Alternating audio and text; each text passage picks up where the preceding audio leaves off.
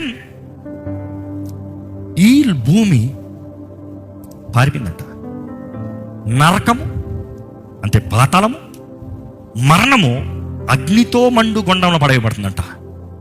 ఇంకెక్కడ భూమి లేదు, ఇంక ఈ సృష్టి లేదు, ఇంకేది లేదు. ఒకటే ఉంది, లేక్ ఆఫ్ ఫైర్. ఆ లేక్ ఆఫ్ ఫైర్లో అగ్ని కాలుతూనే ఉంటుంది. ఎంతకాలం? ఫర్ ఎవర్ అండ్ ఎవర్ కాలుతూనే ఉంటుంది. అంటే ఎంతకాలం కాలుతామంటే 1000 సంవత్సరాలు? For ever. అక్కడ నుండి ఎవరు బయటికి రాలేదు ఇంకా.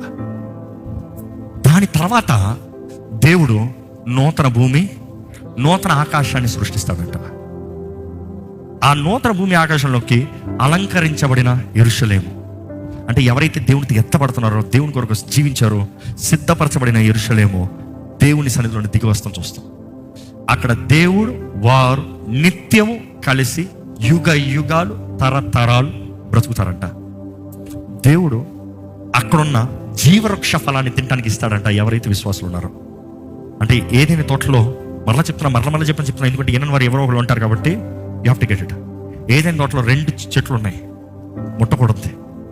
ఒకటి జ్ఞానం, మంచి చెడు ఫలం, ఇంకోటి జీవవృక్ష ఫలం. ఎప్పుడైతే అవ్వ ఆదాము తినొద్దన్న ఫలము, జ్ఞానం వివేచనలు అంటే మంచి చెడుల ఫలం తిన్నారో, నెక్స్ట్ వారు ఏమాత్రం జీవవృక్ష ఫలం తినకుండా ఉండినట్లుగా దేవుడే వారిని ఏదైనా తోటలో నుండి బయటికి తరిమేసి అగ్ని ఖడ్గంను పెట్టాడు.